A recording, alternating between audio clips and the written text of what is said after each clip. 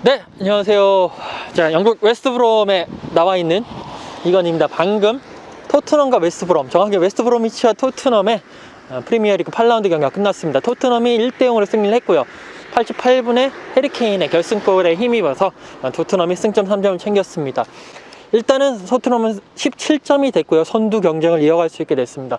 오늘 경기 세 가지 포인트를 좀 지켜볼 수 있을 것 같습니다. 첫 번째로 토트넘의 꾸역승이라는 걸 알 수가 있을 것 같고요. 이번 경기 무승부 가능성이 커 보였습니다. 사실 패배할지도 모른다고 생각하긴 했어요. 87분까지 0대 0이었거든요. 근데 88분에 케인이 결승골을 넣으면서 토트넘이 1대0으로 이겼습니다. 물론 이제 경기 내용과 결과 모두 좋은 게 제일 좋죠. 하지만 시즌을 치르다 보면 내용과 결과를 모두 잡는 거는 매번 그러긴 어렵습니다. 그러면 이제 차선책은 경기 결과가 좋은 거겠죠. 토트넘의 지난 시즌을 보면 1점 차 패배가 상당히 많았습니다. 리그 38경기 가운데 11패를 했고요. 이 중에 8번이 1점 차 패배였습니다. 만약 이 8경기 중에서 4경기만 동점을 만들었어도 승점 4점이 보태지는 거죠. 단순 계산을 해보죠.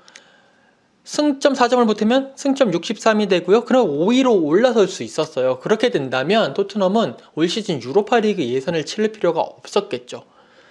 비긴 경기를 한번 볼까요? 토트넘은 총 11무를 했습니다. 그 중에서 이기고 있다가 비긴 경기는 5경기였어요.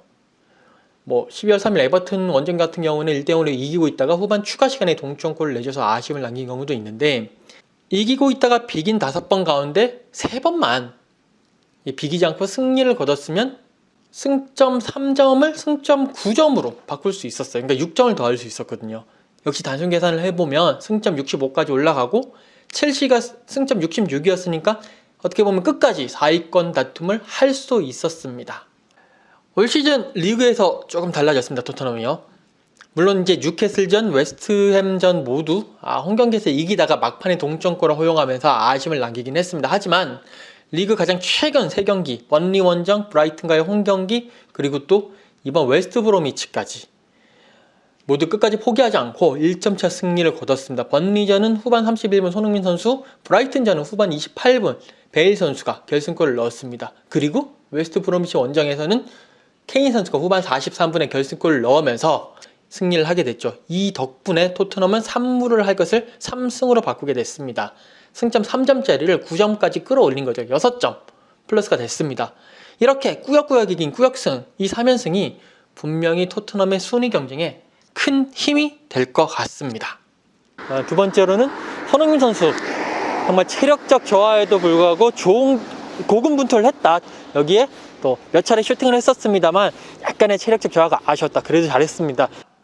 손흥민 선수 개인적으로는 좀 아쉬웠어요. 전반 13분 노마크 슈팅 찬스가 있었는데 슈팅 때리는 타이밍이 좀 아쉬웠습니다. 어떻게 보면 바로 때렸어야 되는데, 지금 위에 그림 보시게 되면 바로 때렸으면 충분히 열려 있었습니다만 조금 이렇게 더듬는 바람에 수비수들이 다 들어오면서 때릴 만한 곳이 없었고 결국 수비수에게 걸리고 말았습니다.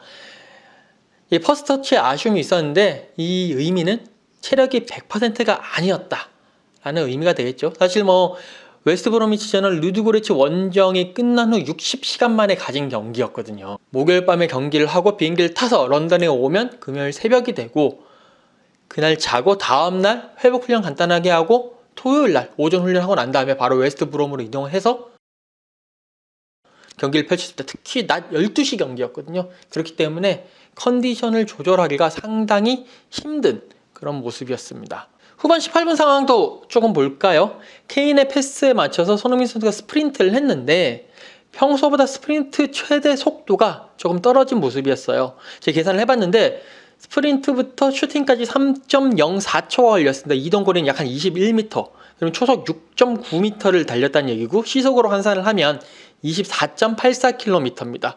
손흥민 선수의 최대 시속이 시속 35km인 것을 감안한다면 확실히 체력 부담으로 인해서 체력이 떨어진 영향이 있다라고 말씀을 드릴 수가 있겠습니다. 물론 그럼에도 불구하고 손흥민 선수 스프린트 많이 했습니다. 전반 23분에 중원에서 이제 토트넘이 볼을 잡았을 때 손흥민 선수가 스프린트를 했었는데 패스는 안 들어갔지만 위협적인 모습을 보였고, 후반 6분에도 날카로운 스프린트를 보여주면서 상당히 좋은 모습을 보였는데 강행군 속에서 이 정도의 스프린트를 보여주면서 팀의 공격에 힘을 보탰다는 것, 그것만으로도 손흥민 선수 좋은 경기력을 보여줬다라고 말씀을 드릴 수가 있겠습니다. 여기에 마지막으로는 KBS 라인이 어떤 식으로 또 돌아갔는지를 보여줄 수 있는, KBS 라인이 리그에서 처음으로 선발 출전을 한 거거든요. 이날 KBS 라인, 케인, 베일, 손흥민 선수 라인이 선발로 처음 가동을 했습니다. 무리뉴 감독은요, 베일을 오른쪽 윙으로 선발 출전시켰습니다. 사실 베일 선수 몸 상태는 한 70에서 80% 정도 되어 보였습니다. 폭발적인 스피드보다는 순간적인 번뜩임이라든지 연계, 이런 플레이를 많이 하는 모습이었죠. 그리고 또 손흥민 선수, 베일 선수, 케인 선수가 경기 중 자주 위치를 바꾸면서 상대 수비를 공략하는 모습도 상당히 인상적이었습니다. 특히 세 선수 간의 그런 패스 플레이가 상당히 좋았고 희망적이었다라고 말씀을 드릴 수가 있겠습니다. 후반 5분 상황이 가장 좋았던 것 같은데요. 이선에서 패스가 들어오고 케인 선수가 측면에서 볼을 잡고 난 다음에 수비수를 제치고 크로스를 하는 찰나였어요. 앞서 달리고 있던 손흥민 선수는 스프린트를 하면서 수비수들을 끌고 갔고 그 뒷공간이 광활하게 펼쳐졌습니다. 이 공간에 베일 선수가 달려갔고 여기에 맞춰서 케인 선수가 크로스를 올렸습니다. 물론 베일 선수의 제대로 된 슈팅까지는 이어지지 않았지만 상당히 인상적이고 상당히 위협적인 장면이었습니다. 앞으로 KBS 라인이 이런 모습을 많이 보여줄 것이다 라는 것을 예상할 수 있었던 그런 장면이었습니다. 다만 여기서 만족할 수는 없죠. 베일 선수가 아직까지 70% 80% 정도의 몸 상태이기 때문에 조금은 아쉬운 점이 그래도 없잖아 많이 있죠. 그렇기 때문에 베일 선수의 몸 상태를 더욱더 끌어올리고 특히 스피드 부분에서 훨씬 더 빨라져야만 이 KBS 라인의 날카로움과 위협도가 증가할 것으로 보입니다. 조금 더 시간을 가지고 지켜보도록 해야 될 것 같아요. 무리뉴 감독도 경기 후 기자회견에서 경기 후반에 웨스트브로미치가 체력적으로 떨어지기 시작했다. 눈에 익은 3명의 그 공격수보다는 경기 흐름을 뒤엎어줄 수 있는 새로운 공격수 투입이 필요하다고 느꼈다. 비니시우스를 투입한 뒤 수비 라인에 빈 공간이 생기면서 승점 3점을 얻을 수 있었다 라고 얘기를 했습니다. 그러면서 베일 선수의 분발을 촉구하는 그런 메시지도 남겼습니다. 자, 경기 후 손흥민 선수는요, 선수들이 각자 좋아하는 스타일이 있는데 케인 선수, 베일 선수, 그리고 내가 좋아하는 스타일이 따로 있다. 그리고 선수들끼리 많이 이야기를 했고 벤치에서는 뭐 우리 3명에 대해서 따로 주문은 없었다라고 얘기를 했고요. 계속 해오던 플레이를 지지하고 응원을 해줬고 이번이 KBS 라인 첫 선발 출전인데 앞으로 더 좋은 모습을 보여줄 것이라고 생각한다 라고 말했습니다.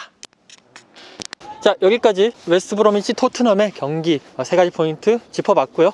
저는 A매치에서 또 뵙도록 하겠습니다. 지금까지 웨스트브롬에서 이건이었습니다. 감사합니다.